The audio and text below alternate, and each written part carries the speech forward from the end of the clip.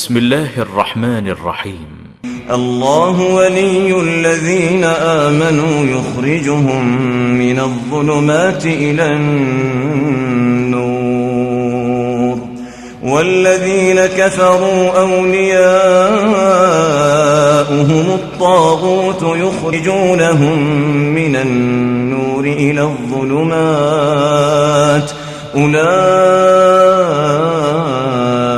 أصحاب النار هم فيها خالدون۔ مقبروں کی جالیوں پر عرضیاں لٹکی ہوئی، یہ وہ منزل ہے جہاں ہے نیکیاں بھٹکی ہوئی، ان میں لکھا ہے، کیا لکھا ہے؟ کیا لکھا ہے؟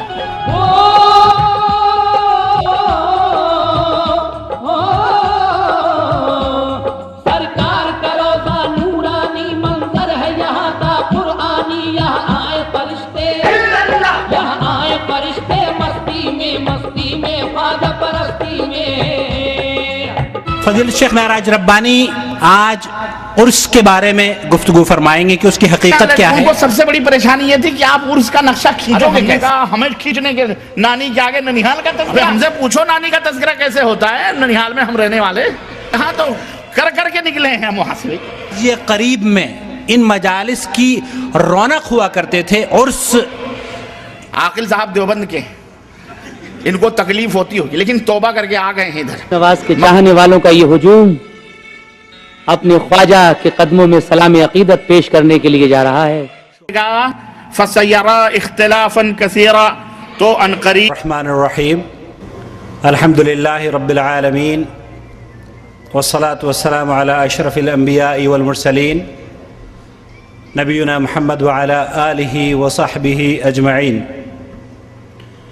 قال اللہ تعالی یا ایہا الذین آمنوا اتقوا اللہ حق تقاتہ ولا تموتن الا وانتم مسلمون واعتصموا بحبل اللہ جميعا ولا تفرقوا واذكروا نعمة الله عليكم إذ كنتم أعداء فألف بين قلوبكم فأصبحتم بنعمته إخوانا وكنتم على شفا حفرة من النار فأنقذكم منها كذلك يبين الله لكم آياته لعلكم تهتدون۔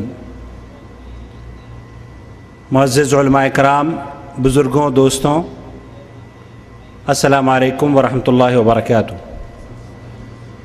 جدہ دعویٰ سینٹر حی السلامہ اور دعویٰ سینٹر برائے اسلامی بندرگاہ جدہ کے ذمہ داران کی جانب سے آپ کا بھائی محمد عاقل اس جی سی سی کمپاؤنڈ کی اس مسجد میں آپ کا سب کا خیر مقدم کرتا ہے، خوش آمدید کرتا ہے۔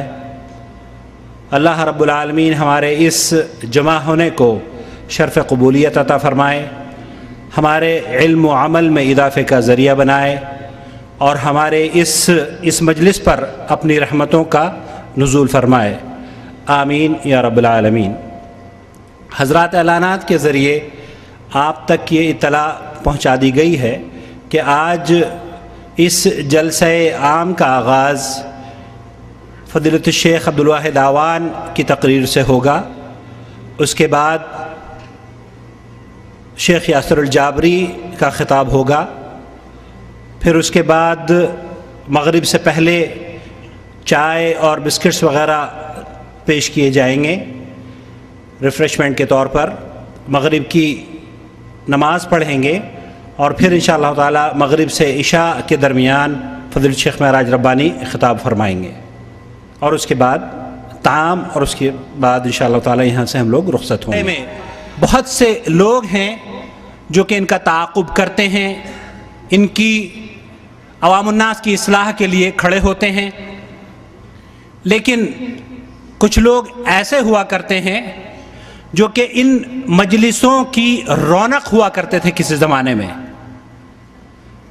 فضیلت شیخ معراج ربانی آج عرس کے بارے میں گفتگو فرمائیں گے کہ اس کی حقیقت کیا ہے، اور یہ فضیلت شیخ معراج ربانی چونکہ ماضی قریب میں ان مجالس کی رونق ہوا کرتے تھے، عرس کی روح سمجھ جاتے تھے، اللہ رب العالمین نے شیخ کو ہدایت سے نواز دیا، اور اللہ رب العالمین نے ہمارے لیے شیخ کو ایک ایسا داعی اور ایک ایسا دعوت دینے والا ہمیں میں سے کھڑا کر دیا کہ جس کی آواز سے لاکھوں لوگ الحمدللہ سن کر توبہ کر رہے ہیں۔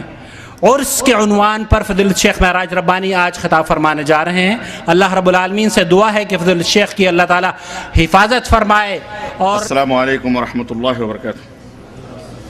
الحمدللہ نحمده ونستعینه ونستغفره ونؤمن به ونتوکل علیہ ونعوذ باللہ من شرور انفسنا ومن سیئات اعمالنا من يهده الله فلا مضل له ومن يضلل فلا هادي له واشهد ان لا اله الا الله واشهد ان محمدا عبده ورسوله اما بعد فان خير الحديث كتاب الله وخير الهدي هدي محمد صلى الله عليه وسلم وشر الامور محدثاتها وكل محدثة بدعة وكل محدثة بدعة وكل محدثة بدعة وكل بدعة ضلالة وكل ضلالة وكل بدعة ضلالة وكل بدعة ضلالة وكل ضلالة في النار.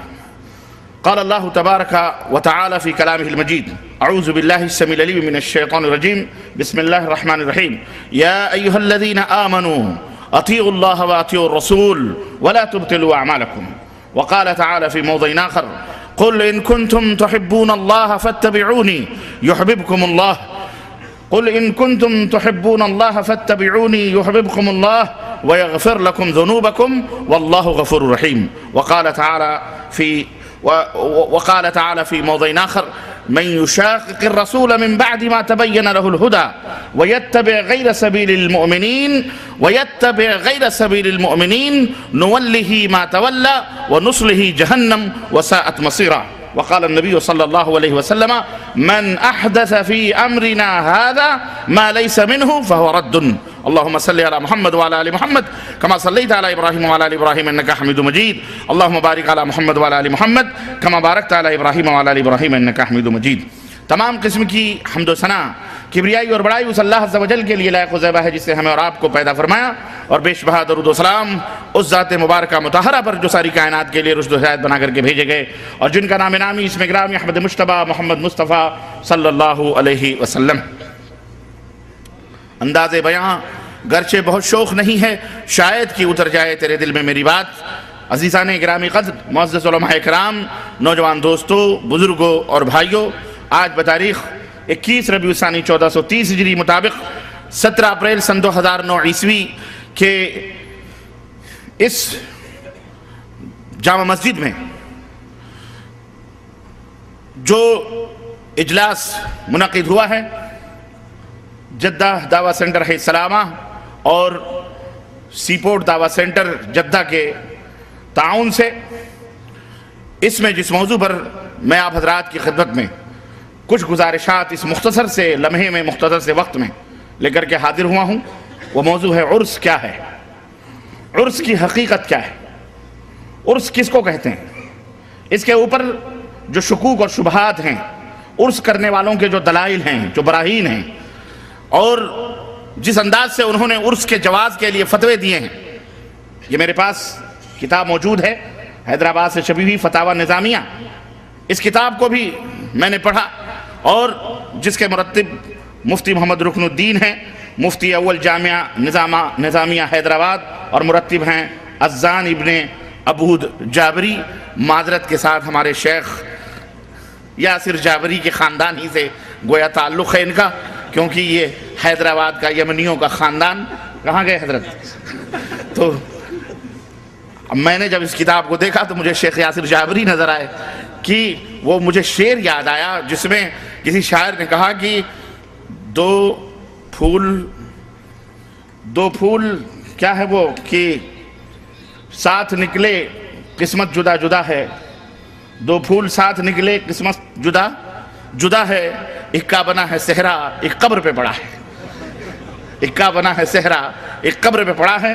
تو یہ قبر پرست یاسر اذان ابن عبود جابری، انہوں نے ترتیب دیا ہے تاہا پبلیکیشن ہاؤس، بارکس حیدرآباد دکن، جس میں انہوں نے عرس، فاتحہ، چہلم، نظر و نیاز اور 11ویں شریف اور میلاد النبی کے مکمل فتاوے اور اس کے جائز ہونے کے ثبوت پیش کیے ہیں۔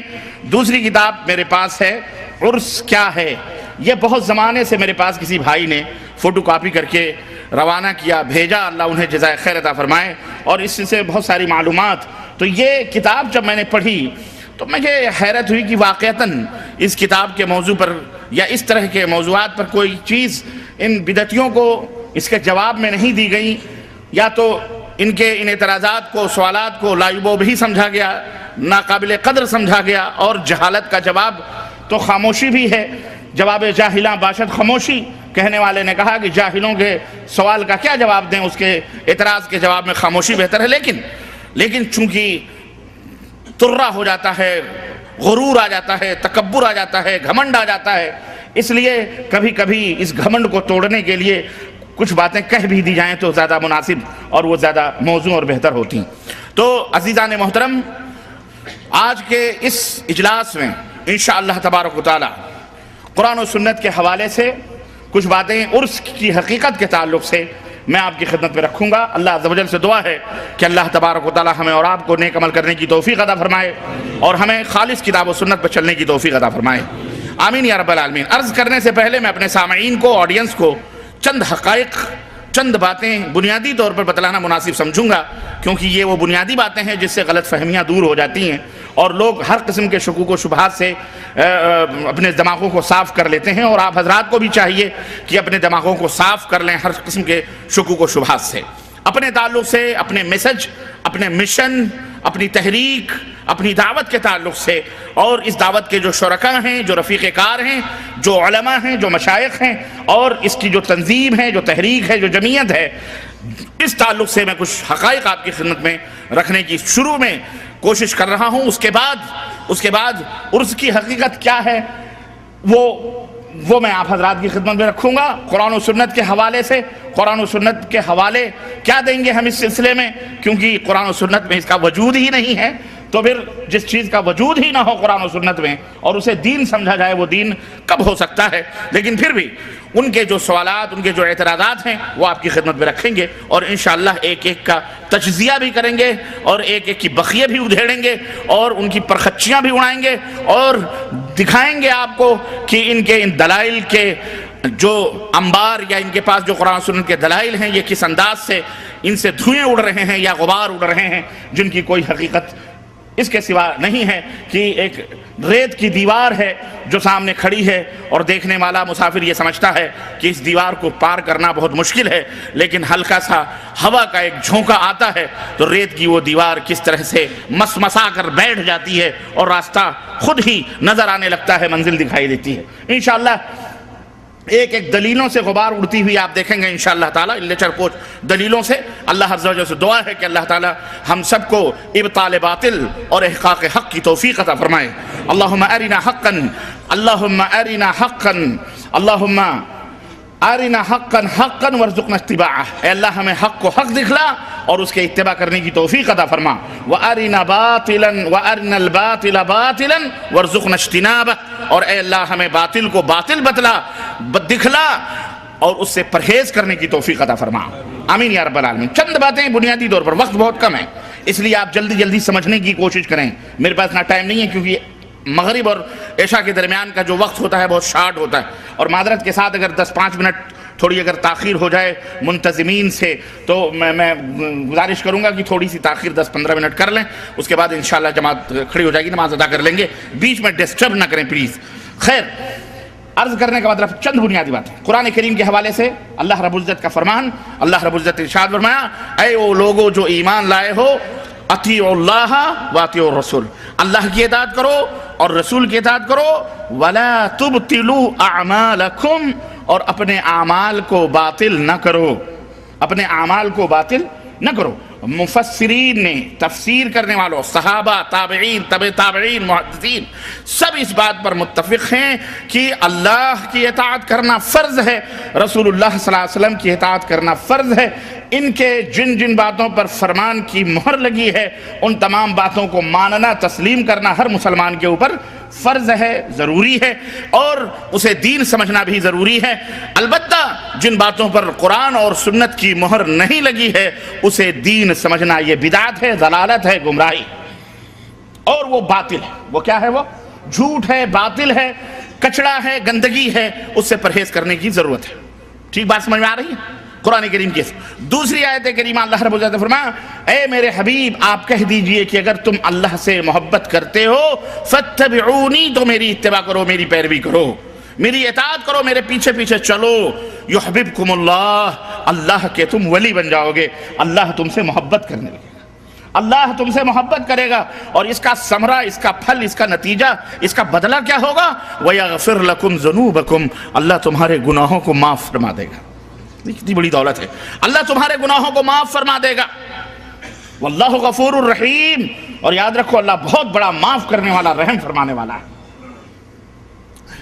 تیسری آیت کریمہ جو میں پڑھی ہے، اللہ رب العزت نے فرمایا کہ اور سنو، جو لوگ من یشاقق الرسول من بعد ما تبین له الہدی، ہدایت آ جانے کے بعد، وضاحت آ جانے کے بعد، قرآن و سنت کے دلائل اور فرامین آ جانے کے بعد جو لوگ رسول کو ایذا پہنچاتے ہیں، تکلیف پہنچاتے ہیں، وَيَتَّبِعْ غَيْرَ سَبِيلِ الْمُؤْمِنِينَ، اور مومنوں کے راستوں کو چھوڑ کر کوئی اور راستہ اپناتے ہیں. اور یہ مومنین صادقین من الانصار والمہاجرین سب سے پہلے صحابہ اور تابعین، اور سب سے پہلے مومن حضرت محمد الرسول اللہ صلی اللہ علیہ وسلم، اور ان کے زمانے کے تابعین، ان کے زمانے کے صحابہ ابو بکر، عمر، فاروق، عثمان، صحابہ صحابیات 1,24,000 کم و بیش بعض روایتوں کے حساب سے. یہ سارے مومنین ہیں، یہ سارے مومنین ہیں، صادقین ہیں. کون ہیں یہ؟ صادقین ہیں جن کے بخشش کی اور جن سے راضی پر رضا رہنے کی خود قرآن کریم میں اللہ عز و جل نے شہادت دی ہے کہ رضی اللہ عنہم ورضوا عنہ، اللہ ان سے راضی ہے اور یہ اللہ سے راضی. یہ وہ جنتی گروہ ہے جو نبی کے زیر سایہ جنہوں نے تربیت پائی، جن کے دلوں کو، جن کے جسموں کو رب ذوالجلال نے خرید لیا تھا. کس لیے؟ پیغمبر اسلام حضرت محمد الرسول اللہ صلی اللہ علیہ وسلم کے نقش قدم پر چلنے کے لیے. یہ وہ نقش اول ہیں، یہ وہ لوح مشق ہیں. وحی اترتی تھی نبی پر، تجربہ ہوتا تھا صحابہ پر، تھا ایسا تھی نہیں تھا. وحی اترتی تھی محمد الرسول اللہ صلی اللہ علیہ وسلم پر، وَأَقِیمُوا الصَّلَاةَ وَآتُوا الزَّکَاةَ، نماز قائم کرو، زکوٰۃ ادا کرو. اور لوح مشق اور عملی طور پر حکم کس کو دیا جاتا تھا؟ صحابہ اکرام رضوان اللہ علیہم اجمعین پر، اور وہ پہلے نقش تھے. یہی ہے وَيَتَّبِعْ غَيْرَ سَبِيلِ الْمُؤْمِنِينَ، مومنوں کے راستوں کو چھوڑ کر کوئی اور راستہ اپنانا، کوئی اور راستے پر عمل کرنا. اللہ فرماتا ہے نُوَلِّهِ مَا تَوَلَّىٰ، اس نے جو راستہ اختیار کیا ہے نبی اور صحابہ کے راستوں کو چھوڑ کر، یا ان کے نقش قدم پر چلنے والوں کے راستوں کو چھوڑ کر اس نے جو دوسرا راستہ اختیار کیا ہے، اللہ فرماتا ہے ہم اسے اسی راہ پر چھوڑ دیں گے. وہ اسی راہ پر چلتا جائے گا، چلتا جائے گا. نُوَلِّهِ مَا تَوَلَّىٰ، جس راستے پر وہ چل رہا ہے. وَنُصْلِهِ جَهَنَّمْ، اور اسی راستے سے ہم اسے جہنم میں داخل کریں گے. وَسَاءَتْ مَصِيرًا، اور جہنم کتنا برا ٹھکانہ. اللہ ہم سب کو جہنم سے محفوظ رکھے، آمین یا رب العالمین. نبی کریم صلی اللہ علیہ وسلم نے فرمایا من احدث فی امرنا ھذا، ہمارے لائے ہوئے اس دین میں، اس حکم میں جو شخص کسی نئی بات کا اضافہ کرے فہو رد، تو وہ مردود ہے، وہ بات بھی مردود ہے اور وہ عمل کرنے والا بھی مردود ہے. صحیح بخاری کی روایت. میرے عزیزو، میرے دوستو، قرآن کریم کی یہ آیات اور ایک حدیث پاک کی روشنی سے واضح طور پر یہ معلوم ہوا کہ اللہ اور اس کے رسول کی باتوں پر عمل کرنا ہمارے لیے ضروری ہے، اور کسی کی باتوں کے اوپر عمل کرنا ہمارے لیے ضروری. اور اگر کوئی شخص، کوئی بھی امتی بڑا ہو یا چھوٹا، کوئی بھی امتی بڑا ہو یا چھوٹا، نبی کریم صلی اللہ علیہ وسلم کی مخالفت میں کوئی نیا کام ایجاد کرتا ہے یا اپنے طور پر کسی چیز کو دین سمجھ کر اسے رائج کرتا ہے، وہ کسی امت، نبی کی امت کے اوپر، اس کے اوپر عمل کرنا واجب اور ضروری نہیں ہے، بلکہ وہ بدعت ہے. وہ کیا ہے؟ بدعت ہے، اور ہر بدعت گمراہی ہے، اور ہر گمراہی جہنم میں پہنچانے والی ہے. تو ہمارا ایمان اور عقیدہ ہے کہ دین وہی ہے جو اللہ نے اپنے نبی پر نازل فرمایا، اور نبی نے اپنے صحابہ کو بتلایا، اور صحابہ نے اپنے شاگردوں کو سمجھایا اور بتلایا. اسی کو ہم دین مانتے ہیں، اس کے علاوہ ہم ہر چیز کو جو دین میں شامل کی جائے اسے بے دینی مانتے ہیں، اسے ہم دین سے جدا تصور کرتے ہیں۔ بات سمجھ میں آئی کہ نہیں آئی؟ اب کوئی بھی عمل دنیا میں قیامت تک کے لیے اپنایا جائے، اس کے لیے ضروری ہے کہ وہ اپنے پس پشت قرآن کی دلیل، حدیث کی دلیل، صحابہ کرام رضوان اللہ علیہم اجمعین کی دلیل اس کے پاس ہونی چاہیے۔ علیکم بسنتی و سنت الخلفاء الراشدین المہدیین، تمہارے لیے میری سنت اور میرے خلفاء راشدین کی سنت کو لازم پکڑنا ضروری ہے۔ ایک بنیادی بات تو یہ ہے کہ ہماری دعوت کی اساس اور بنیاد اتباع پر ہے، توحید پر ہے، تقلید اور اندھی تقلید اور ہر ایک کے پیچھے دوڑنے کے اوپر نہیں۔ ہم اطاعت اور اتباع کے قائل ہیں، ہم تقلید کو حرام سمجھتے ہیں، تقلید کو ہم کیا سمجھتے ہیں؟ حرام سمجھتے ہیں، اندھی تقلید کو، کسی کے پیچھے دوڑنے کو بغیر دلیل اور بغیر ثبوت کے۔ دوسری بات یہ ایک بات ہے، دوسری بات یہ ذہن میں رکھیں کہ قرآن اور احادیث کی دلیل دے دینا کمال نہیں ہے، بلکہ قرآن اور احادیث کی دلیلوں کو اس انداز سے سمجھنا جس طرح سے ہمارے سلف نے سمجھا ہے، نبی کریم صلی اللہ علیہ وسلم نے جس طرح اپنے صحابہ کو سمجھایا ہے، صحابہ نے اپنے شاگردوں کو، اپنے اطاعت کرنے، اپنی پیروی کرنے والے، اپنے پیچھے آنے والے تابعین کو، تبع تابعین کو سمجھایا ہے، اسی طرح سے قرآن و حدیث کو سمجھا جائے گا۔ اب اس کے علاوہ جو سلف سے جس کی تفسیر یا جس کی تشریح ثابت نہیں ہوگی، صحابہ نے جس کے اوپر عمل نہ کیا ہوگا، تابعین نے جسے نہ اپنایا ہوگا، اسے ہم ماننے کے لیے تیار۔ قرآن اور احادیث میں کسی کو اجازت نہیں دیں گے کہ ہم اپنی طرف سے کوئی اپنے فہم، اپنی فکر، اپنے نظریہ یا اپنا عقیدہ اپنی مرضی سے کوئی بھی اختیار کرے، ہم اس کو ماننے کے لیے تیار نہیں ہیں، چاہے وہ اپنے بڑے سے بڑا کوئی عالم ہو، چاہے کوئی شیخ الحدیث ہو، چاہے کوئی بھی۔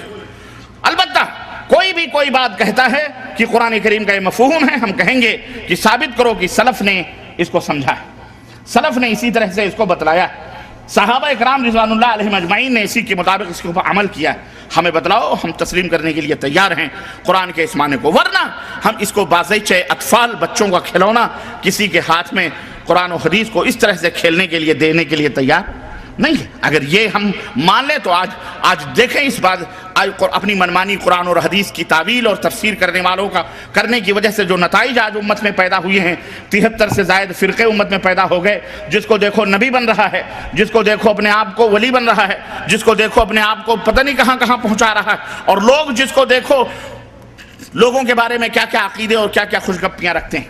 ایک چیز یہ وضاحت بھی ضروری تھی جس کو آپ کو بتلانا بہت ضروری۔ تیسری بات بنیادی طور پر میرے عزیزوں، میرے دوستوں، اللہ رب العزت نے فرمایا قرآن کریم میں کہ مسلمانوں سنو، تمہارے سب سے بڑے دشمن، پکے دشمن اس دنیا کے اندر یہودی کون ہے؟ یہودی بڑے دشمن ہیں تمہارے، والذین اشرکوا، اور وہ جو شرک کرتے ہیں، یہ مومنوں کے پرلے درجے کے بڑے دشمن ہیں۔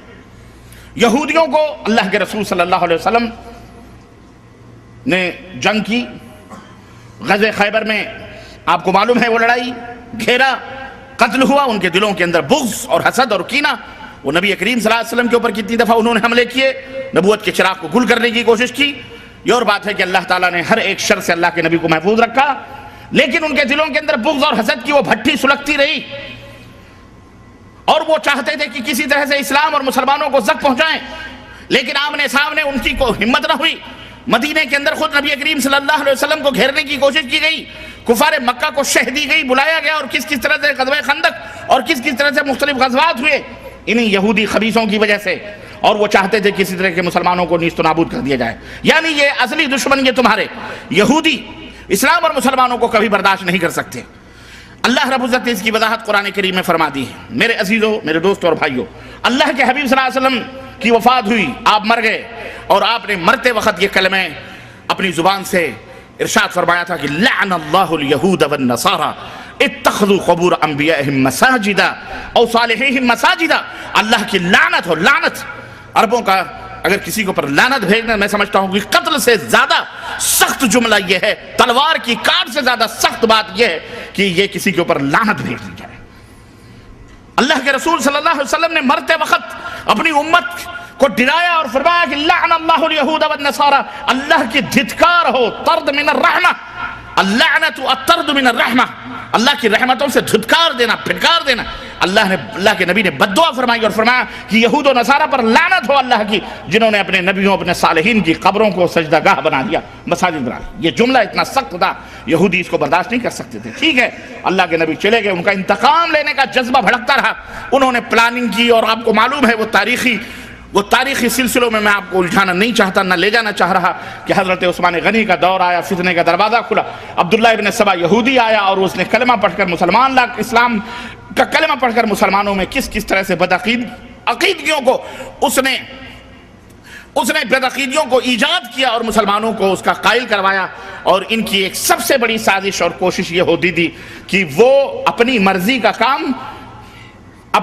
اپنا کام مسلمانوں سے لیتے تھے، ٹائٹل وہ استعمال کرتے تھے، لاتے تھے، عنوان دیتے تھے حسین اور خوبصورت، اور کام پش کرتے تھے مسلمانوں میں، جو بیچارے بھولے بھالے مسلمان تھے ان کے ذریعے سے وہ اسلام میں داخل کر کے اچھا ٹائٹل دیتے تھے، اسلام میں داخل کر کے مسلمانوں سے لیتے تھے، جس کا نتیجہ آج امت کے اندر موجود ہے۔ یہ رجب کے کنڈے اسی کی پیداوار ہے، اور عید میلاد النبی اسی کی پیداوار ہے، یہ نیاز، یہ فاتحے، یہ قبر۔ انہوں نے سوچا اچھا جا رہے ہو اور جاتے جاتے تم ہمارے اوپر لعنت بھیجتے جا رہے ہو، یاد رکھو تمہاری امت کو جب تک اس کے اندر ملوث نہ کریں گے ہمارا بھی نام یہودی نہیں ہے۔ آخر انہوں نے جس بیماری کی وجہ سے ان کے اوپر اللہ کے حبیب نے لعنت بھیجی، انہوں نے اللہ کے حبیب کی امت کو اسی بیماری میں مبتلا کیا، اور وہ بیماری کیا تھی؟ بولو، اتخذوا قبور انبیائہم او صالحیہم مساجدہ، انہوں نے اپنے صالحین اپنے نبیوں کی قبروں کو سجدہ گاہ بنایا تھا، میلے اور ٹھیلے اور تیوہار کا دن بنایا تھا، وہاں جا کر کے یہ اپنے دعائیں کرتے تھے، مشکل کشائی کرواتے تھے، حاجت روائی کے لیے حاضر ہوتے تھے۔ یہودیوں نے کہا اچھا جاؤ پھر میں نپٹتا ہوں، اور نپٹے کہ نہیں نپٹے؟ آج تقریباً 60-65% مسلمانوں کی آبادی بر صغیر ہندوستان پاکستان کے اندر اس بلائے عظیم کے اندر مبتلا ہے کہ نہیں مبتلا ہے؟ کون سا شہر، کون سا گاؤں، کون سا قریہ، کون سی بستی ایسی نہیں جہاں آج مسلمان قبروں کے نام پر پرستش اور پوجا اور ولایت اور عقیدت اور محبت کے نام پر ڈھونگ اور دھتورے نہیں کر رہے؟ کون سی ایسی جگہ ہے؟ اور اس کے اوپر غرور کرتے ہیں، فخر کرتے ہیں۔ کوئی بھی لیڈر، کوئی بھی نیتا، کوئی بھی صدر مملکت، کوئی بھی وزیر اعظم، کوئی بھی حکمران کامیاب ہونے سے پہلے بھی مزاروں کی حاضری دیتا ہے، اور جب کامیاب ہو جاتا ہے اس کے بعد بھی جا کر کے مزاروں کی حاضری دیتا ہے، اور ہم سب اس کی حمد و ثنا اور اس کی تعریف اور توصیف میں پل باندھتے ہیں، قصیدے پڑھتے ہیں۔ ایسی چیزیں ہمارے ماحول اور ہمارے معاشرے کے اندر موجود ہیں۔ یہودیوں نے جس کی وجہ سے لعنت پائی اور مغضوب علیہم والضالین ہوئے، وہی چیز آ کر کے انہوں نے مسلمانوں کو اسی کے اندر ملوث کیا۔ یہودیوں کے بہت سارے وہ صفات جس میں یہودی ملوث تھے، انہوں نے مسلمانوں کو بھی ملوث کرنے کی کوشش کی۔ اللہ تعالیٰ نے قرآن کریم میں ارشاد فرمایا اتخذوا احبارهم ورهبانهم اربابا من دون اللہ، یہ یہودی یہ نصرانی انہوں نے اپنے علماء کو اللہ کے علاوہ بھی معبود سمجھ لیا ہے۔ اللہ اکبر۔ حضرت عدی بن حاتم کہتے ہیں ہم انہیں معبود کب، ہم ان کی پوجا تھوڑی کرتے تھے، ان کی عبادت تھوڑی کرتے تھے۔ اللہ کے نبی نے فرمایا یہ بتاؤ اگر وہ کہتے تھے حلال تو تم حلال سمجھتے تھے، جس چیز کو حرام کہتے تھے تم حرام سمجھتے تھے، ایسا نہیں تھا؟ یہودی کہتے تھے ہاں یہ تو تھا۔ تو اللہ کے نبی نے فرمایا یہی تو انہیں معبود بنانا ہے، رب بنانا ہے، کہ امر اور نہیں کے فیصلے، شریعت کے مسائل، تم حلال و حرام کے وہ مسائل تم نے اپنے علماء کے گلے میں لگا دیے کہ یہ جس کو کہیں حلال وہ حلال، اور یہ جس کو کہیں حرام وہ حرام، نہ نبی نہ رسول نہ کچھ۔ تو اس طرح سے آج امت بھی اسی اندھی تقلید کے اندر یہودیوں کے روش پر چل کر جناب علی اماموں کے مسئلوں کو گڑھ کر کوئی فلانے امام کوئی ڈھکانے امام، ہمارے امام کے ہاں حرام، تیرے امام کے ہاں حلال، اس کے امام کے ہاں جائز، اس کے امام کے ہاں ناجائز، اس کے ہاں وہی چیز حلال ہے، عبادت ہے، اور وہی دوسری چیز دوسرے امام کے ہاں حرام ہے اور گناہ ہے اور برا۔ آج امت مسلمہ نبی کریم صلی اللہ علیہ وسلم کی امت اس میں ملوث ہے کہ نہیں ملوث؟ بولو، تقلید، اندھی تقلید کے اندر یہ سارے اور بہت سارے کارنامے، میرے پاس وقت نہیں ہے ورنہ میں ان کی دسیسہ کاریاں، ان کی ریشہ دوانیاں جو نبی کی وفات کے بعد امت کے اندر ہوئی ہیں، میں ان کا پورا نقشہ آپ کی خدمت میں پیش کرتا، اور امت اس طرح سے یہود و نصارہ کے نقش قدم پہ چلتی رہی، چل پڑی، اور آج تک یہ چل رہی ہے۔ اے اے مسلمانوں تمہیں ہوش کے ناخن لینا پڑے گا. اس زنگ سے، اس مکڑی کے جالے سے اور اس تاریکی ظلمت کو مٹانا ہمارا اور تمہارا کام ہے. اس کے خلاف آواز بلند کرنا، اس کے خلاف کھڑے ہو جانا اور اس کے خلاف قرآن و سنت کا پیغام لے کر کے گلی گلی، نگر نگر، ڈگر ڈگر جا کر کے مسلمانوں کے اندر بیداری پیدا کرنا، یہ ہماری اور آپ کی ذمہ داری ہے، ورنہ قیامت کے دن پوچھے جاؤ گے. حق قرآن و سنت کا نام ہے، حق کتاب اللہ اور سنت رسول اللہ کا نام ہے. اس کے علاوہ کوئی بات، کوئی چیز حق بولو نہیں. اس لیے اس کو سمجھو بھی اور اس کو سمجھ کر کے اس کے مطابق عمل بھی کرو اور لوگوں کو اس کی طرف دعوت بھی دو. یہ رجب کا کوڑا 22 رجب کو، یا کون سی رجب کو 22 رجب کو منایا جاتا ہے. جعفر صادق کے نام پر آپ تاریخ کے حوالے اٹھا کر دے. میں چیلنج کرتا ہوں اس منبر رسول صلی اللہ علیہ وسلم سے جاؤ، دنیا کے گوشے میں تاریخ اٹھا کر کے دیکھو. اللہ کی قسم ہے جعفر صادق کی نہ پیدائش 22 رجب کو ہوئی ہے، نہ ان کی وفات 22 رجب کو ہوئی ہے. جعفر صادق کا کوئی تعلق رجب کے مہینے سے ہے ہی نہیں. پھر یہ جعفر صادق کا فاتحہ کیا مطلب ہے؟ ہاں، جعفر صادق چونکہ امام ابو حنیفہ ان کے شاگرد تھے، انہوں نے سوچا کہ کسی طرح سے اپنے من کا کام ان مسلمانوں سے لیا جائے. سارے حنفی ہیں، امام ابو حنیفہ سے محبت کرتے ہیں، جب شاگرد سے محبت کرتے ہیں تو استاد سے محبت کیوں نہیں کریں گے؟ انہوں نے کیا کیا؟ انہوں نے کہا اچھا ایک تاریخ متعین کرو، اس تاریخ میں ان کو حلوے ماڈھے کھلاؤ، پوڑیاں کھلاؤ، سہاریاں کھلاؤ اور مٹھائیاں کھلاؤ، حلوے کھلاؤ.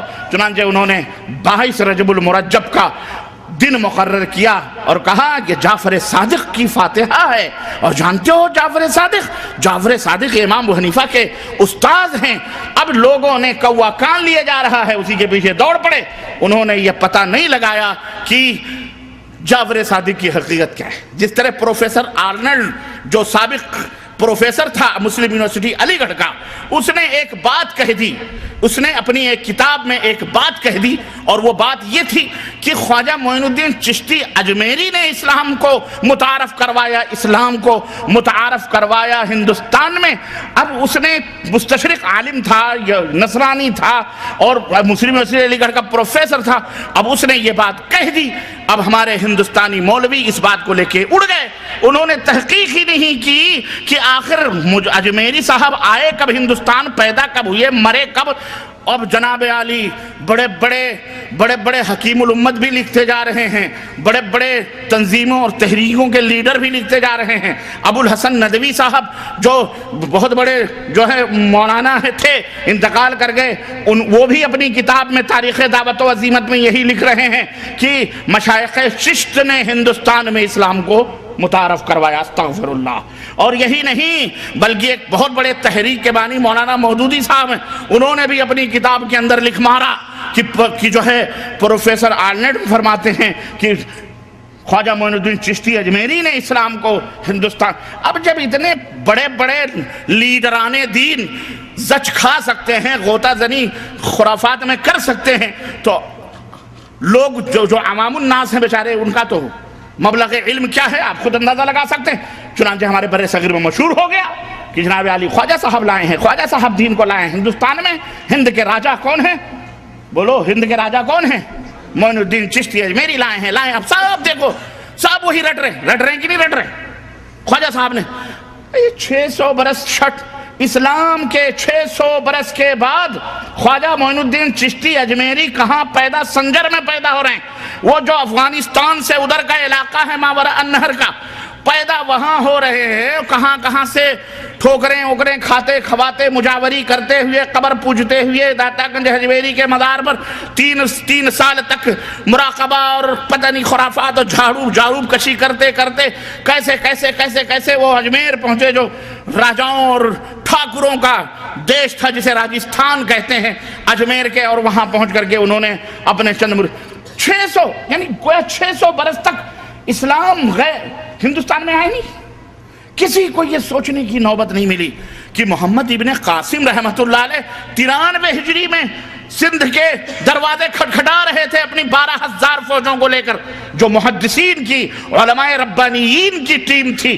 12,000 مجاہدین سندھ کے دروازے کو کھٹکھٹا ہی نہیں رہے تھے، بلکہ گھوڑوں کی ٹاپوں سے ملتان اور سندھ کے سندھ کی سرزمینوں کو سبزہ بنا رہے تھے، رحمت و شفقت کا جو ہے شامیانہ کر رہے تھے، اور لوگ جوخ در جوخ اسلام قبول کر رہے تھے۔ 93 ہجری میں اس وقت امام ابو حنیفہ رحمۃ اللہ علیہ بھی نابالغ تھے، 13 برس کے تھے۔ کتنے برس کے تھے؟ لیکن کوا کان لیا جاتا ہے جب آدمی اندھا ہو جائے تو اس کا کیا علاج ہے؟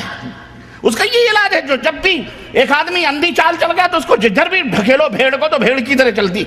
یہ نہ سوچیں آپ، دیکھیں عرض کرنے کا مطلب کیا ہے یہ کہ یہی حشر ہوا ہمارے دین کے ساتھ ہو رہا ہے۔ جس نے جو کہہ دیا، حضرت ہیں، علامہ ہیں، محقق ہیں، الحاج ہیں، فلانے ہیں، آپ نام کے پہلے جو القاب ہوتے ہیں وہی سجدہ ریز ہو جاتے ہیں، عقیدت و محبت میں وہی تلوے چاٹنے شروع کر دیتے ہیں، وہیں سو جاتے ہیں۔ تو پھر آگے آپ کا کیا، آپ کیسے تحقیق کریں گے؟ لیکن نہیں، سنو، مومن کی یہ شان نہیں ہے۔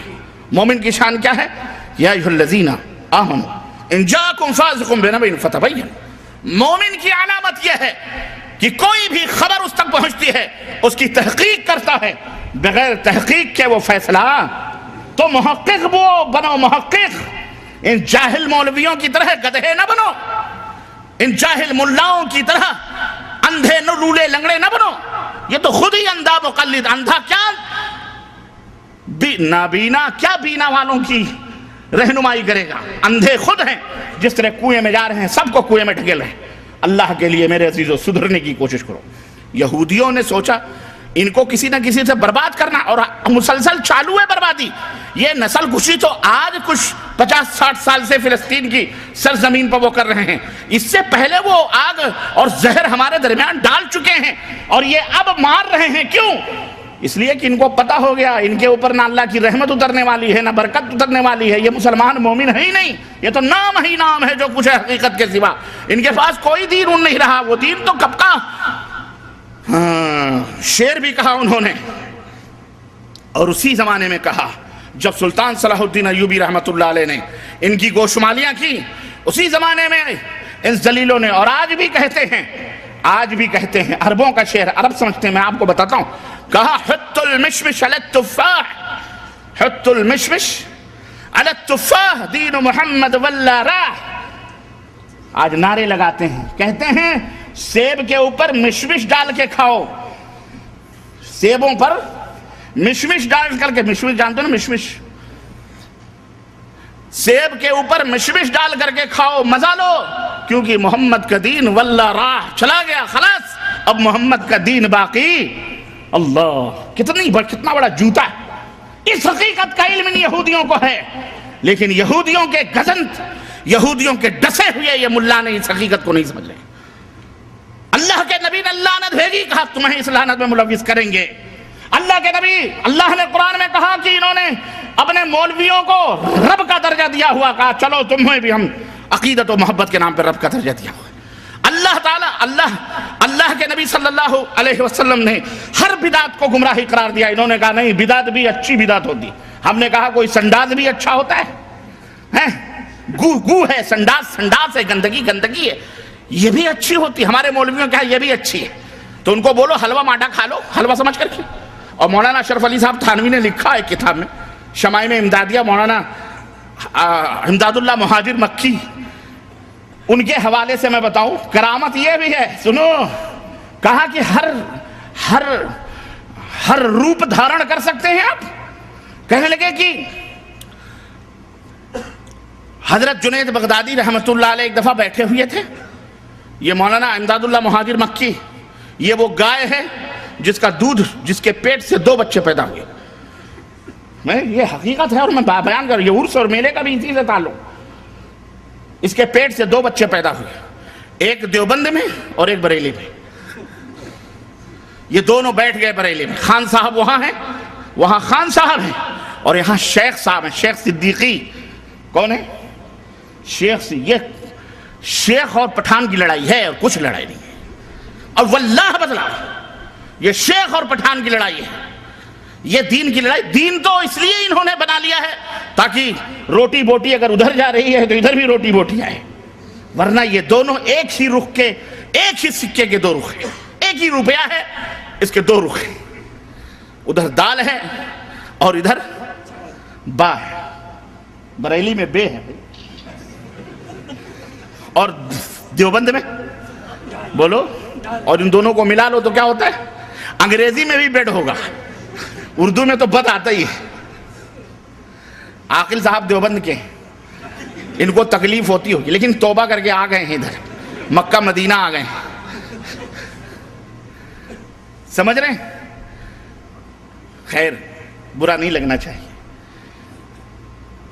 یہ ریفریشمنٹ ہے جو میں دے رہا ہوں, اور یہ ویسا ریفریشمنٹ نہیں ہے جو بچوں کو چاکلیٹ کھلانے کا, یہ حقیقت ہے. اس کی تہوں میں جاؤ گے تو تمہیں یہ حقیقت ملے گی. تو حاجی امداد اللہ مہاجر مکی فرماتے ہیں کہ جنید وقت, اگر میں وقت کا نام لوں تو ہمارا ایک بھائی اس میں بیٹھا ہوا ہے, اس کا دل کٹ جائے گا. وہ کہے گا میں پہلے کہتا تھا کہ عصر بعد سے پروگرام تم لو, لیکن تم نے مغرب بعد سے پروگرام رکھا ہے. خیر یار, آپ زندہ ہیں, میں زندہ ہوں, تو انشاءاللہ صحبتیں بڑھتی رہیں گی انشاءاللہ, ہے کہ نہیں؟ جلدی کی کیا ضرورت ہے کہ نہیں؟ دین کو سمجھنا 23 سال میں اللہ کے نبی نے اسلام کو سمجھایا ہے. کتنے سال میں؟ 23 سال میں. اور یہاں ہم 23 سال میں جب سمجھنے والے ہوتے ہیں تو ٹپک جاتے ہیں. ارے بچپن کا 23 سال تک تو بچے ہی رہتے ہیں, 30 سال تک. اس کے بعد 23 سال کتنے ہو گئے؟ 53-60 تک پہنچتے پہنچتے تو دانت ٹوٹ جاتے ہیں. آپ کس چکر میں پڑے ہوئے ہیں؟ عقل بڈھی ہو جاتی ہے. تو جب سمجھنے کا وقت ہوتا ہے تب عقل بوڑھی ہو جاتی ہے, اور جب عقل بوڑھی ہو جاتی ہے تو اس کے دماغ میں کچھ نہیں آتا ہے. کہتے ہیں کہ جنید بغدادی رحمت اللہ علیہ بیٹھے ہوئے تھے, اتفاق سے سامنے اور جلال میں تھے, ایک کتا گزرا. آپ نے اسے گھور کے دیکھا, پورے انوار منتقل ہو گئے ادھر. اب تھوڑی دیر گزری تھی کہ اس کتے کے پیچھے 50 کتے.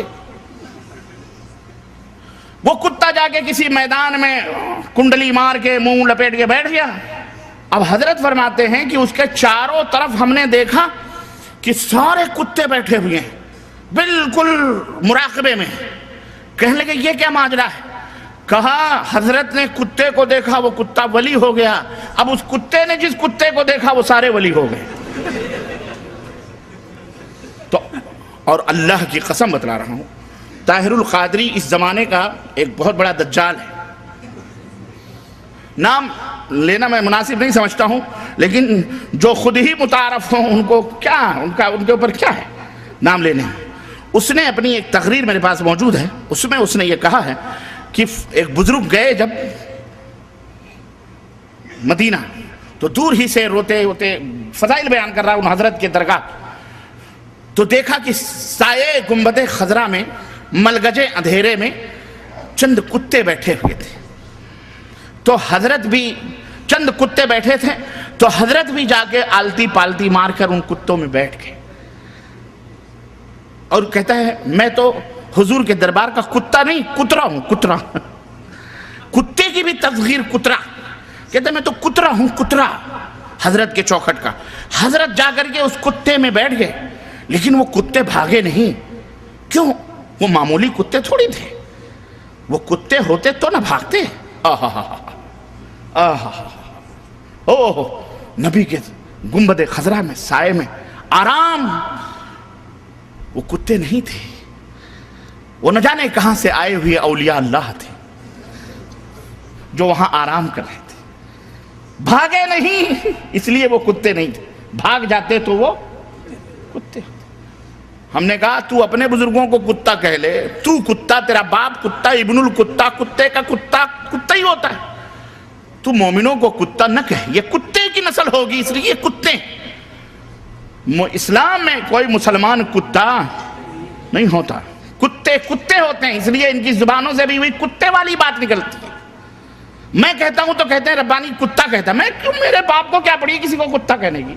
وہ خود ہی اپنے آپ کو کتا کہتا ہے. جو خود ہی اپنے سر پہ جوتا مارے اس کو جوتا مارنے کیا فائدہ؟ وہ اللہ نے زندگی میں لعنت رکھی ہوئی, تو آپ اس کو لعنت کر کے کیا پاؤ گے؟ عرض کرنے کا مطلب یہ ہے, اس طرح سے ایک بزرگ تھے, کہا حضور کیسے کتا بن جاتے ہیں اور کیسے انسان بن جاتے ہیں. اگر آپ کے پاس یہ کرامت ہے تو یہ حلوہ رکھا ہے نا، اور یہ پیخانہ رکھا ہوا ہے، آپ انسان ہیں کیسے کھا سکتے ہیں؟ اس نے حلوہ اٹھا کے کھا لیا، کہا میں انسان ہوں، اور تھوڑی دیر میں سنڈاس بھی کھا لیا کہ دیکھو میں حیوان بن گیا، کتا بن گیا تو سنڈاس بھی کھا سکتا ہوں. تو کہا انسان بن کر کے حلوہ کھا لیا اور کتا بن کر کے سنڈاس کھا لیا، دونوں ہو گیا. تو یہ عرض کرنے کا مطلب یہ ہے کہ یہ وہ گائے ہے. امداد اللہ مہاجر مکی آئیں گے، عرس مناتے ہیں، میلے مناتے، سب کچھ جائز قرار دیا انہوں نے، لیکن ان کے پیٹ سے 2 نسلیں نکلیں، ایک نے دیوبند میں اپنا ڈیرا ڈالا اور ایک نے بریلی میں. یہ سب کے پیر روح رواں ہیں. عرض کرنے کا مطلب یہ ہے کہ یہودیوں نے ہمیں کہاں کہاں یہ 22 رجب المرجب امام ابو حنیفہ کے استاذ امام جعفر صادق جن کے نام کی فقہ بھی بنی ہے، فقہ جعفریہ. استاد کی فقہ نہیں مانتے، شاگرد کی فقہ لے کے چلتے ہو، نہیں سمجھ آئی؟ اور بیچارے وہ شاگرد اپنے امام کے لیے، استاد کے لیے لڑتے ہیں کہ فقہ جعفریہ نافذ کرو، لڑتے کیوں فقہ جعفریہ؟ استاد کی کیوں مخالفت کرتے ہو بھائی؟ نہیں کرنی چاہیے، لیکن بہرحال چونکہ اپنا مفاد وابستہ ہے، مصلحت ہے، اس لیے لڑتے ہیں. لیکن ہیں سب ایک چٹے بٹے. عرض کرنے کا مطلب یہ ہے کہ امام جعفر صادق کا نہ 22 رجب کی پیدائش ہوئی، نہ موت ہوئی، نہ کچھ کوئی رشتہ اور تعلق نہیں. پھر کیا ہے؟ مناسب رہے رجب کے کنڈے، فاتحے دنا دن ہو رہے ہیں، گوشت تک نہیں بنتے. اس دن باقاعدہ پاک صاف گھر کیا جاتا ہے.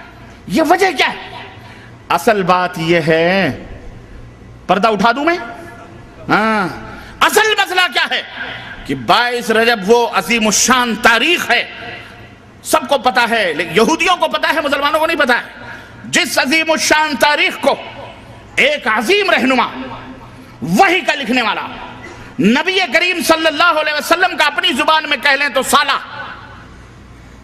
جس کی بہن ام حبیبہ نبی کریم صلی اللہ علیہ وسلم کی زوجیت میں، جس کا باپ بھی صحابی، جس کا باپ بھی صحابی، وہ خود بھی صحابی، 20 برس تک جس نے پوری اسلامی سلطنت میں بلا شرکت غیرے حکمرانی کی ہے، اور جس کی حکمرانی کے دن سونے کے پنوں پہ لکھنے لائق 22 رجب المرجب کو وہ مبارک ہستی جو نبی کے وحی کو لکھا کرتی تھی، کاتب وحی، صحابی رسول کا بیٹا، عظیم جرنیل اور کرنیل کا بیٹا، خود بھی جرنیل، اس کا بیٹا بھی جرنیل، خود بھی 22 رجب المرجب کو وہ حادثہ سانحہ ہوا، وہ حادثہ فاجعہ ہوا، جس دن اس شخص کی وفات ہوتی ہے اور وہ اس دنیا کو الوداع کہہ کر کے اللہ مالک حقیقی سے جا کے ملتا ہے. 22 رجب کی تاریخ وہ رجب تاریخ تھی جس نے یہودیوں کے چھکے چھڑائے تھے، جس نے یہودیوں کے دانتوں سے پسینے نکلوائے تھے. وہ تھے کون معلوم ہے؟ سیدنا امیر المومنین معاویہ ابن ابی سفیان رضی اللہ تعالی، زور سے کہو رضی اللہ تعالی، زور سے کہو رضی اللہ تعالی عنہما، تاکہ دشمنان کو چرکے چلیں، سینوں پر چرکے چلیں، ان کے یہودیوں کو بھی چرکے چلیں. اور یہودیوں کو کیا نسبت ہے؟ لیکن انہوں نے جو ذریتیں چھوڑی ہیں، اپنی اولاد جو امیر معاویہ کو گالیاں دیتے ہیں، ان کے بیٹوں کو گالیاں دیتے ہیں، ان کے سینوں کے اوپر چرکے چلائیں. وہ اپنے آپ کو مسلمان بھی کہتے ہیں. ہم کہتے ہیں جو صحابہ کو گالی دے، جو صحابہ کی توہین کرے، اس کا اسلام میں کوئی حصہ ہو سکتا. یہ ہے 22 رجب. کہا، عنوان دیا فاتحہ، اللہ رجب کے کنڈے بھرو، بزرگ امیر جعفر صادق کے فاتح. اس طرح سے تمہیں ہر میدان میں گمراہ کیا گیا. جو ولی نہیں اس کو ولی بنا دیا گیا. کھوتے شاہ، توتے شاہ، رنگیلے شاہ، برہنہ شاہ، گھوڑے شاہ. حیدرآباد میں اللہ کی قسم میں نے گھوڑے کی بھی خبر دیکھی ہے، بلکہ سراپا گھوڑا ہی بنا دیکھا. حیدرآبادیوں، ڈوب کے چلو بھر پانی میں مر جاؤ. غیرت ہونی چاہیے تمہیں. حد ہو گئی. ہو نکو نام جو قبروں کی تجارت کر کے کیا نہ بیچو گے جو مل جائیں صنم پتھر کی. استغفر اللہ. کون سی گلی؟ اور یہ نظامیہ، فتاوی نظامیہ، اہل حدیث لکھا ہوا. اہل حدیث یہ مرتد ہیں، کافر ہیں، دائرہ اسلام سے باہر ہے. دیکھیے فتویٰ آیا ہے جامعہ نظامیہ کا. یہ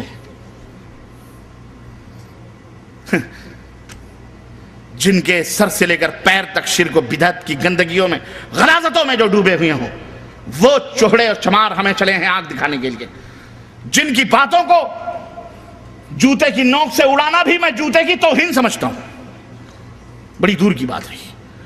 ایسے لوگ چلے ہیں ہمیں کافر اور مشرک اور دین بد مذہب اور غیر مقلد اور پتہ نہیں کیا کیا کہنے کے لیے، جن کا ذکر بھی کرنا میں گناہ سمجھتا ہوں۔ لیکن حد ہو جاتی ہے جب تکلیف ہوتی ہے دین الہی، دین اللہ کے دین کے نام پر جب یہ ڈھونگ دھتورے ہوتے ہیں اور قرآن و سنت کو چیگم کی طرح کھینچ تان کر اپنے مقصد اور اپنے مفاد کے لیے جب استعمال کیا جاتا ہے تو ضرورت پڑتی ہے کہ اس کا آپریشن بھی کیا جائے، ہے کہ نہیں؟ میرے عزیزوں، میرے دوستوں اور بھائیوں، ایک بات یاد رکھو کہ اللہ تبارک و تعالیٰ نے بہت ساری نعمتوں سے ہمیں نوازا ہے، اور جو عظیم نعمت اللہ عز و جل نے ہمیں عطا فرمائی ہے حضرت محمد الرسول اللہ صلی اللہ علیہ وسلم کی شکل میں، صورت میں، یہ رب کی شفقت اور رب کی مہربانیاں اور رب کی عنایتیں ہیں کہ اس رب ذوالجلال نے ہمارے لیے بہت بڑا انعام، بہت بڑا احسان ہمارے اوپر فرمایا کہ ہمارے درمیان ہمیں میں سے اپنی عبدیت اور غلامی کروانے کے لیے، صحیح راستہ بتلانے کے لیے ہمیں انسانوں میں سے، بشروں میں سے، اولاد آدم میں سے، ابنائے آدم میں سے ایک ایسا اولو العزم پیغمبر بھیجا، ایک ایسا نبی بھیجا جس نے اپنی نبوت کے صرف 23 سالہ دور میں انسانیت کی جس نے کایا پلٹ دی، صرف 23 سالہ برس کی جد و جہد انسانیت کی کایا اس نے پلٹ دی۔ نادان اور ناقدر شناس انسان نے خود اپنی شرافت اور کرامت کے گوہر نایاب کو معاصی، گناہوں اور بدکاریوں کی جن نجاستوں اور غلاظتوں میں لگ پر کر دیا تھا، اس کو اس نبی نے پاک و صاف کیا، اس نبی نے پاک و صاف کیا، دنیا میں اس طرح اس انسان کو اجاگر کیا کہ آج اس کی چمک اور دمک سے نگاہیں چکا چوندھ ہیں، تاریخ انسانیت کا پورا سرمایہ اس کی مثال پیش کرنے سے قاصر ہے۔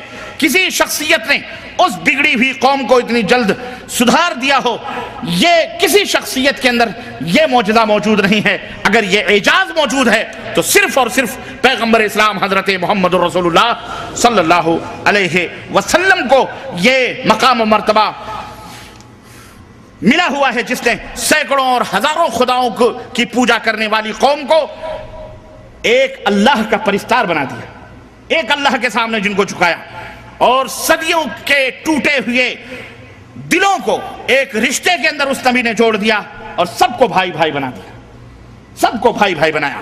توحید کے ترانے اور محبت کے نغموں سے دنیا کا گوشہ گوشہ گونج اٹھا، فسق و فجور، فحاشی، بے حیائی اور بدکاری کے بڑھتے ہوئے سیلاب کو اس نبی نے پہاڑ بن کر کے روکا۔ کمزوروں اور بے کسوں کی کراہتی ہوئی دنیا کو ظلم و استبداد کے آہنی پنجوں سے چھڑا کر امن و راحت کے ابدی گہوارے میں لا کر کے بٹھایا۔ اور کتنی سچی بات اس کے اللہ نے، ہمارے اور آپ کے رب نے، پاک پروردگار نے قرآن کریم میں بیان فرمائی ہے، ارشاد ربانی ہے، لقد من اللہ علی المؤمنین، لقد من اللہ علی المؤمنین اذ بعث فیہم رسولا من انفسہم یتلو علیہم آیاتہ ویزکیہم ویعلمہم الکتاب والحکمہ وان کانوا من قبل لفی ضلال مبین۔ بے شک اللہ نے مومنوں پر بڑا احسان کیا ہے، اور یقیناً یہ اللہ کا احسان ہے۔ کیا احسان ہے، کیا انعام ہے کہ انہی کے جنس سے ان میں ایک ایسا رسول بھیجا، پیغمبر بھیجا جو ان کو اللہ کی آیتیں پڑھ پڑھ کر کے سناتا ہے، اللہ کی آیتیں پڑھ پڑھ کر کے سناتا ہے، ان کو ہر قسم کی گندگیوں سے پاک و صاف کرتا ہے۔ اور تیسرا مشن کیا ہے؟ ان کو کتاب الہی اور حکمت و دانائی کی باتیں بتلاتا اور سکھاتا ہے۔ یقیناً یہ لوگ رسول کی بعثت سے پہلے کھلی ہوئی گمراہیوں اور غلطیوں کے اندر مبتلا تھے، یہ پاک پروردگار کا فرمان ہے۔ تو اللہ رب العزت نے اس نبی کو بھیج کر کے ایک عظیم الشان احسان فرمایا، اور آپ پورے دین اسلام کو اور تعلیمات نبوی کو 4 حصوں میں تقسیم کر سکتے ہیں۔ ایک حصہ عقائد کا ہے، دوسرا حصہ عبادات کا ہے، تیسرا حصہ معاملات کا ہے، چوتھا حصہ اخلاقیات کا ہے۔ اس طرح پورے دین کو 4 چیزوں میں آپ متعین کر کے ان چاروں کی اصلاح اللہ کے حبیب حضرت محمد الرسول اللہ صلی اللہ علیہ وسلم نے کی، اور مکمل عقائد کی بھی، اخلاق کی بھی، معاملات کی بھی اور عبادات کی بھی کامل و مکمل تعلیم ہمارے نبی حضرت محمد الرسول اللہ صلی اللہ علیہ وسلم دے کر کے اس دنیا سے رخصت ہوئے۔ آپ نے کسی معاملے کو ادھورا، ہر وہ کام جو اللہ کی رضا کے لیے ہوتا، ہر وہ کام جو اللہ سے قریب کرنے والا تھا، ہر وہ نیکی جو جنت میں پہنچانے والی تھی، ہمارے نبی حضرت محمد الرسول اللہ صلی اللہ علیہ وسلم بتا کے گئے کہ نہیں گئے؟ اور ہر وہ برائی جو اللہ کو ناراض کرنے والی تھی، ہر وہ برائی جو جہنم میں پہنچانے والی تھی، ہمارے نبی حضرت محمد الرسول اللہ صلی اللہ علیہ وسلم نے ان سے منع کیا اور اس سے روکا۔ اور سب سے بڑی اہمیت عقائد کی اصلاح کی اللہ کے نبی صلی اللہ علیہ وسلم نے دی، اس کا اندازہ آپ اس بات سے لگا سکتے ہیں کہ روزہ مدینے میں فرض ہوا، حج مدینے میں فرض ہوا، زکوٰۃ مدینے میں فرض ہوئی، 23 برس تک اللہ کے نبی نے صرف ایک عقیدے کی اصلاح کے اوپر آپ نے اپنے وقت کو صرف کیا۔ نماز وہ بھی 10 برس بعد سن 10 ہجری کے اندر یعنی مکے کے اندر فرض ہوئی، لیکن اس کا تقریباً 10 سال کے بعد نماز کی فرضیت کا اعلان نبی کریم صلی اللہ علیہ وسلم نے فرمایا۔ اس طرح سے میرے عزیزو، میرے دوستو، اللہ کے رسول صلی اللہ علیہ وسلم نے اس دین کو مکمل کیا، کامل کیا۔ یہ جو شرک ہے، یہ کن وجوہات کی بنا پر لوگوں کے اندر آتا ہے وہ بات، اور پھر آگے میں اپنی بات کو بڑھاتا ہوں۔ شرک جن وجوہات کی بنا پر پچھلے دور میں آیا تھا، یہودیوں میں، نصرانیوں میں، وہی وجہ، وہی چیز اسی سے پیدا ہوتا ہے اور وہی چیز اس امت کے اندر آئی ہے۔ اور پھر قرآن نے اور نبی نے اس کا ازالہ کیسے فرمایا وہ بھی آپ کو میرے عزیزوں مختصر بتاؤں گا، اس کی تفصیلات نہیں۔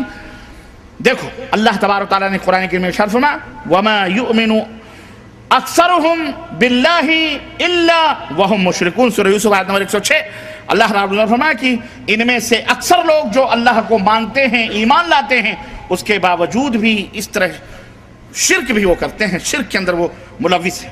شرک کا بہت بڑا ذریعہ جو لوگوں کے اندر پیدا ہوتا ہے، وہ بہت بڑا ذریعہ کیا ہے؟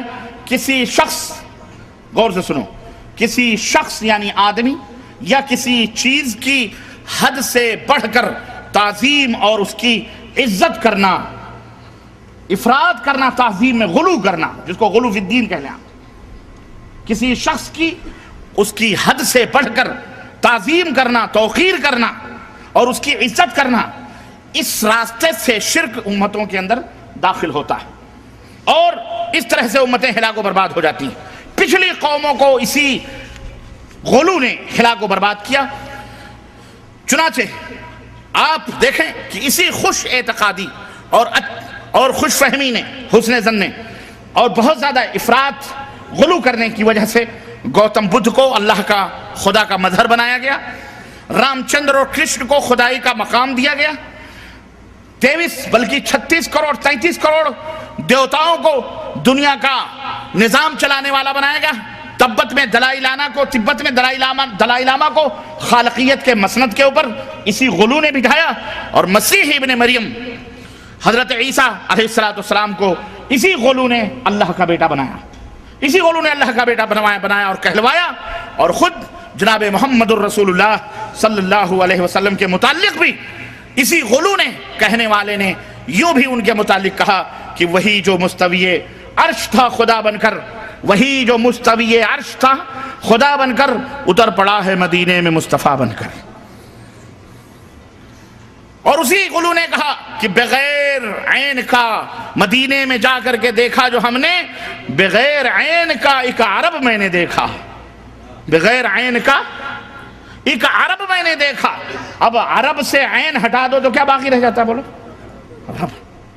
اور یہی نہیں بلکہ نبی کریم صلی اللہ علیہ وسلم کی امتیوں میں سے امتوں کو یہاں تک کہا گیا کہ اولاد نبی صلی اللہ علیہ وسلم کے بارے میں کہ لی خمسۃ اطفی بہا حر الوبا والحاتمہ المصطفیٰ والمرتضیٰ وابناہما والفاطمہ، کہ 5 ہیں ہمارے پاس، یعنی 5 وہ ذات ہیں، وہ شخصیتیں ہیں جن کی وجہ سے بلائیں مصیبتیں دور ہوتی ہیں۔ اور وہ 5 کیا ہیں؟ المصطفیٰ محمد صلی اللہ علیہ وسلم، والمرتضیٰ حضرت علی رضی اللہ تعالیٰ عنہ، اور وابناہما ان کے دونوں بیٹے حسن اور حسین، والفاطمہ اور فاطمہ۔ یہ 5 پنجتن پاک کا تصور پیش کیا، انہیں بھی الوہیت کے مقام کے اوپر بٹھا دیا۔ اسی غلو نے آگے بڑھ کر کے یہ تمام سب کام کیا کہ آج دیکھیں کہ ہمارے یہاں کون سی درگاہ اور کون سا مزار اور کون سی قبر اور کون سا چلہ کون سا چبوترا ہے جو آباد نہیں ہے. مسجدیں ویران ہیں لیکن یہ تمام سب چیزیں آباد چل رہی ہیں. یہاں پر کسی شاعر نے بڑا اچھا نقشہ کھینچا ہے کہ عرس کیا ہے اور اس کی حقیقت کیا ہے، اس تعلق سے بڑا اچھا نقشہ کھینچا ہے. اجازت ہو تو میں آپ کی خدمت میں عرض کروں، وہ چند اشعار سماعت فرمائیں اور عرس میں کیا ہو ہے یہ پورا نچوڑ اور پورا خلاصہ اس کے اندر بیان کیا ہے کہ ہر طرف خیمے لگے ہیں دور تک بازار ہے. ہر طرف خیمے لگے ہیں دور تک بازار ہے. ذرا عرس اور میلے میں شریک ہونے والوں ذرا اس منظر کشی کو اپنی نگاہوں میں رکھو. میں تو ڈوب کر کے نکلا ہوں وہاں سے، ہے نا. میں تو ڈوب کر کے اللہ نے مجھے کنارہ عطا فرمایا ہے. یہ اپنے مالک و مولا کا میں مشکور اور جو ہے اللہ رب العزت کا ممنون ہوں کہ جس سے مجھے یہ ہدایت کا ساحل نصیب فرمایا، ورنہ نہ جانے کتنے ڈوبکیاں کھا چکا ہوں میں وہاں بھی. بہرحال ہر طرف خیمے ہی خیمے، ہر طرف خیمے لگے ہیں دور تک بازار ہے. یہ نمائش ہے کوئی میلہ ہے یا تیوہار ہے؟ یہ نمائش ہے کوئی میلہ ہے یا تیوہار ہے یہ تقریب عقیدت. عرس ہے ایک پیر کا، کام کرتی ہے یہاں کی خاک بھی اکسیر کا. کام کرتی ہے یہاں کی خاک بھی اکسیر کا. ایک طوائف ہاں پریشان نہ ہو. ایک دفعہ نام نہیں لوں گا اس شہر کا، یو پی میں ہے، فیض آباد کے قریب. وہاں طوائفیں ناچتی ہیں. بہرائچ میں تو باقاعدے سٹے بٹے چلتے ہیں. پاکستان میں تو میرے پاس ویڈیو موجود ہے، اگر آپ کو میری کسی سی ڈی میں یا کسی کیسٹ میں وہ نظارے آئے ہیں آپ کو میں دکھاؤں. اعوذ باللہ استغفر اللہ. طوائفیں روپے کیا کیا نہیں ہوتا جی، کیا کیا نہیں ہوتا ہے. اب میرے منہ سے مت اگلواؤ، مجھے شرم آئے گی اگر میں بیان کروں. کیا کیا بدکاریاں زناکاریاں نہیں ہوتی، اور آنکھوں نے دیکھا ہے، کانوں نے سنا ہے. ہاں بچے نہیں ہوتے تو وہاں بچے مانگتے ہیں. اعوذ باللہ، میں نہیں چھیڑنا چاہتا، اتنا ہی کافی ہے. ایک طوائف گا رہی ہے سامنے درگاہ کے، ایک طوائف گا رہی ہے سامنے درگاہ کے، کیا مزے ہیں حضرت قبلہ سہاگن شاہ کے. ایک طوائف گا رہی ہے سامنے درگاہ کے، کیا مزے ہیں حضرت قبلہ سہاگن شاہ کے. عورتوں کی بھیڑ میں نظارہ ٹھوکر کھائے ہے، عورتوں کی بھیڑ میں نظارہ ٹھوکر کھائے ہے. اس ہجوم رنگ و بو میں کب خدا یاد آئے ہے، اس ہجوم رنگ و بو میں کب خدا یاد آئے ہے. مقبروں کی جالیوں پر عرضیاں لٹکی ہوئی، مقبروں کی جالیوں پر عرضیاں ہوتی کہ نہیں ہوتی. مقبرے تو مقبرے، وہ قرب و جوار کے پیڑ بھی بد شکل ہو جاتے ہیں. پیڑوں پر، درختوں پر، پتیوں پر جہاں چاہتے عورتیں ہیں. آمنوا توبوا إلى الله توبة نصوحا عسى ربكم أن يكفر عنكم سيئاتكم ويدخلكم جنات تجري من تحتها الأنهار يوم لا يخزي الله النبي والذين آمنوا معه نورهم يسعى بين أيديهم وبأيمانهم يقولون ربنا أتمم لنا نورنا واغفر لنا إنك على كل شيء قدير.